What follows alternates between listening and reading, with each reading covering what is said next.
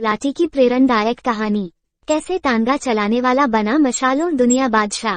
दोस्तों, आप सब ने टीवी पर एमडीएस मसालों का विज्ञापन तो देखा ही होगा। इस विज्ञापन में आपको हमेशा एक बुजुर्ग व्यक्ति दिखते हैं, ऊर्जा के साथ मसालों का विज्ञापन करते हैं। इस बुजुर्ग व्यक्ति को देखकर आप सब भी नहीं सकते कि बुजुर्ग वो महान का प्रधान व्यक्ति है जिनकी जिंदगी हजारों उद्यमियों के लिए प्रेरणा स्रोत बनी हुई है। दोस्तों, ये बुजुर्ग व्यक्ति ही एमटीएच कंपनी के मालिक धर्मपाल गुलाटी है, जिन्हें भारत में मसालों का बादशाह कहा जाता है। मसालों के राजा कहे जाने वाले महाराथ धर्मपाल गुलाटी का जन्म 27 मार्च 1923 को पाकिस्तान के सियालकोट में एक सामान्य परिवार में हुआ था। उनके पिता महाराथ चुन्नीलाल एक सामाजिक संगठन में काम करते थे। इसी ऑर्गेनाइजेशन में चुन्नीलाल जी ने अपने मसालों का एक छोटा कारोबार खोला था, जिसका नाम महाशयन दिहाही PVT.LTD था।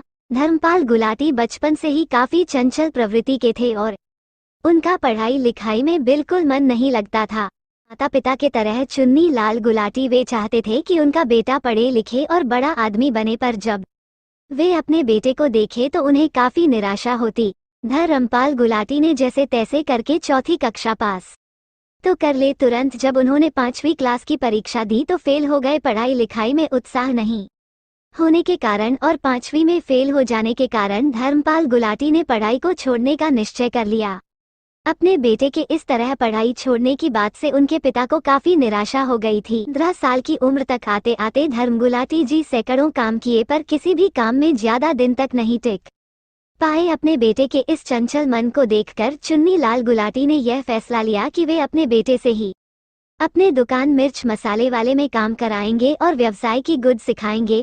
सन 1947 में भारत के लोगों को आज़ादी मिली। आज़ादी के साथ साथ वह घाव भी मिले जिसका दर्द आज भी लोग भाग रहे हैं। 1947 में आज़ादी मिलने के बाद देश के विभाजन को लेकर पूरे भारत में सांप्रदायिक दंगे में 10 लाख लोगों की मौत हुई और लाखों को अपना अपना घर बार छोड़कर पलायन करना पड़ा। इस भयानक नरसंहार से धर्मपाल गुलाटी का परिवार भी अछूता नहीं रहा। जन्म स्थान सियालकोट तक पहुंच गई, जहां हजारों हिंदुओं को जान से मार दिया गया। ये दुकान और संपत्ति जला दी गई। इन सब से बचने के लिए पलायन एकमात्र रास्ता था।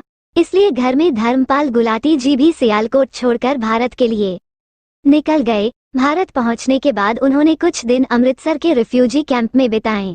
वहां से वह देश की राजधानी दिल्ली में अपने एक रिश्तेदार के घर आ गए। देश के विभाजन के बाद उनका घर, दुकान, व्यवसाय सब पाकिस्तान के हिस्से में चला गया और सब बर्बाद हो गया। धर्मपाल गुलाटी जब पाकिस्तान हिंदुस्तान आए थे तब उनके पास कुछ पैसे थे। इसी पैसों से अतः उन्होंने एक तांगा घोड़ा गाड़ी खरीदी और तंग चलाने लगे। धर्मपाल गुलाटी ने कुछ दिनों तक तांगा चलाया, फिर उन पर उनकी चंचल मन की प्रवृत्ति होने लगी, क्योंकि तांगा चलाकर इतने पैसे नहीं मिल पा रहे थे कि अपने परिवार का खर्च चला सके। अतः उन्हें तांगा चलाने का काम छोड़ दिया।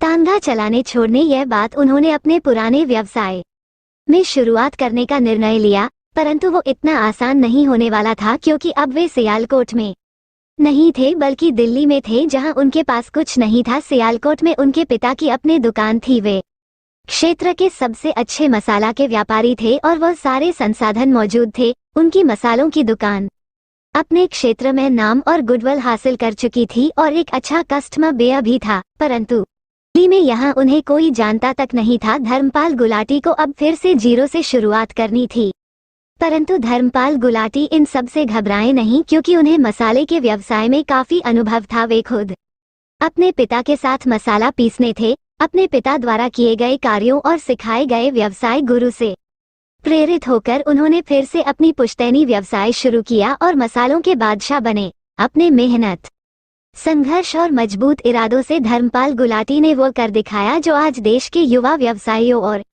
एंटरप्रेन्योर प्रेरणा बना हुआ है। पिता द्वारा शॉप पर गए कारोबार का न सिर्फ बढ़ाया बल्कि उसे एक ब्रांड बनाया।